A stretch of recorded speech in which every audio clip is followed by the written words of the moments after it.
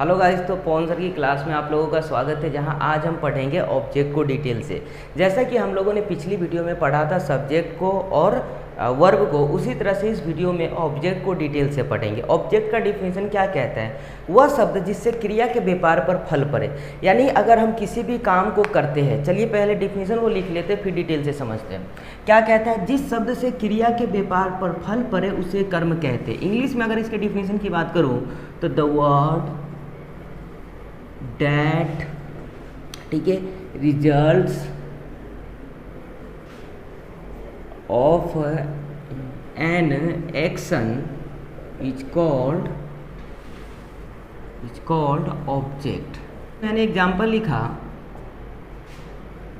मैं तुम्हें जानता हूँ। ठीक है, इससे पहले मैं एक बात आप लोगों को बता दूं, जो नॉर्मल सेंटेंस के स्ट्रक्चर हम लोगों ने पढ़ा था, subject plus verb plus other word. ठीक है, अदर वर्ड दो प्रकार के होते थे, एक तो होता था ऑब्जेक्ट, ठीक है, और एक होता है कॉम्प्लीमेंट, जिसे आप नोट कर लोगे। तो अदर वर्ड दो प्रकार के होते हैं, जिसमें हम क्या पढ़ रहे हैं? ऑब्जेक्ट पढ़ रहे हैं। तो मैं तुम्हें जानता हूँ, मैं जानने का काम तो कर रहा हूँ, ध्यान दीजिएगा, मैं जानने का काम तो कर रहा हूँ, लेकिन किसको जानने का काम कर रहा हूँ? तुम्हें जानने का काम कर रहा हूँ। यानी मुझे फल किसका मिला? तुम्हारा मिला। तो यह क्या होगा? हमारा ऑब्जेक्ट। चलिए एक और एग्जाम्पल लेते हैं, जैसे मैं आम खाता हूँ। ठीक है, मैं खाने का काम तो कर रहा हूँ, लेकिन मैं क्या खा रहा हूँ? आम खा रहा हूँ। आम की जगह मैं कुछ और भी खा सकता था, सेब भी खा सकता था, कुछ भी खा सकता था। तो मैं खाने का काम कर रहा हूँ। अगर मैं आम खा रहा हूँ तो मैं किसके टेस्ट को ऑब्जर्व करूँगा? यानी यह जो है हमारा क्या कहलाएगा? ऑब्जेक्ट कहलाएगा। अब समझते हैं कि कॉम्प्लीमेंट क्या होता है। तो याद कीजिए, पिछले वर्ब की वीडियो में हमने आप लोगों को पढ़ाया था ट्रांजिटिव वर्ब क्या होते हैं, ठीक है, और इनट्रांजिटिव, ठीक है, इनट्रांजिटिव वर्ब क्या होते हैं। तो ध्यान दीजिएगा, ट्रांजिटिव वर्ब वह वर्ब होता है जो ऑब्जेक्ट पे इम्पैक्ट डालता है, जो अदर वर्ड पे इम्पैक्ट डालता है, उसे हम ट्रांजिटिव वर्ब कहते हैं। जैसे मैंने कहा कि मैं तुम्हें जानता हूँ, तो कहीं ना कहीं तुम्हारे ऊपर भी इसका इम्पैक्ट पड़ेगा, तुम्हारे ऊपर भी इसका इम्पैक्ट पड़ेगा। कैसे आप पूछोगे? तो अगर मैं तुम्हें जानता हूँ, बाय द वे अगर मैं किसी मुसीबत में हूँ और तुम्हें याद किया, तो तुम्हें आना पड़ेगा। यानी तुम्हारे ऊपर किसी प्रकार से इम्पैक्ट पड़ेगा, चाहे वह डायरेक्ट इम्पैक्ट पड़े, ठीक है, या इनडायरेक्ट इम्पैक्ट पड़े। डायरेक्ट इम्पैक्ट जैसे क्या होता है? मैं तुम्हें जानता हूँ, तो तुम पे कैसा इम्पैक्ट पड़ रहा है? इनडायरेक्ट इम्पैक्ट पड़ रहा है,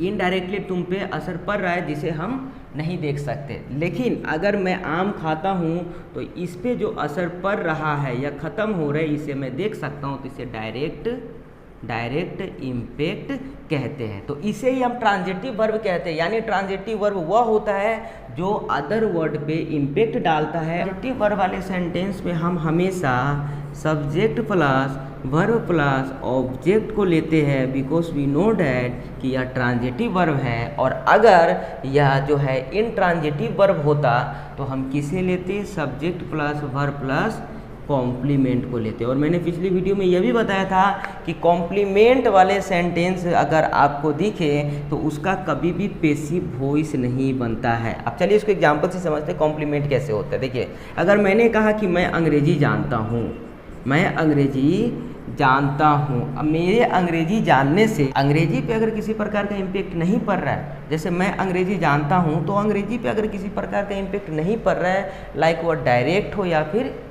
इनडायरेक्ट हो, तो इसे हम कॉम्प्लीमेंट कहेंगे। अब आप बताइए, अंग्रेजी पे किसी प्रकार का इम्पैक्ट कैसे पड़ सकता है? इम्पैक्ट तो आपके ऊपर पड़ेगा ना, आप खुद को क्या करोगे? डेवलप करोगे, लेकिन अंग्रेजी पे किसी प्रकार का असर नहीं पड़ेगा। जैसे मैंने कहा मैं रात में हंसता हूँ, मैं रात में हंसता हूँ। अब मेरे रात में हंसने से क्या रात पे किसी प्रकार का इम्पैक्ट पड़ रहा है? नहीं पड़ रहा है। तो ऐसे अदर वर्ड को हम कॉम्प्लीमेंट कहते हैं। क्लियर है इतना? अब मैंने कहा कि मैं तुम पर हंसता हूँ, मैं तुम पर हंसता हूँ, मैं तुम पर हंसता हूँ, तो मैं हंसने का काम तो कर रहा हूँ, लेकिन किसके ऊपर कर रहा हूँ? तुम्हारे ऊपर कर रहा हूँ। अब बताइए, तुम्हारे ऊपर इम्पैक्ट पड़ेगा कि नहीं, बिल्कुल पड़ेगा, लेकिन वह कैसा इम्पैक्ट होगा, इनडायरेक्ट होगा, जो मुझे दिखाई नहीं देता। अब प्रॉब्लम यह होती है कि सर अदर वर्ड में हम ऑब्जेक्ट को और कॉम्प्लीमेंट को पहचाने कैसे, तो वह चीज़ जो बहुत विशाल हो या फिर जिसे हम देख या छू नहीं सकते, सिर्फ महसूस कर सकते हैं, वैसे अदर वर्ड को मैं कॉम्प्लीमेंट कहता हूँ। जैसे रात को आप देख सकते हो क्या,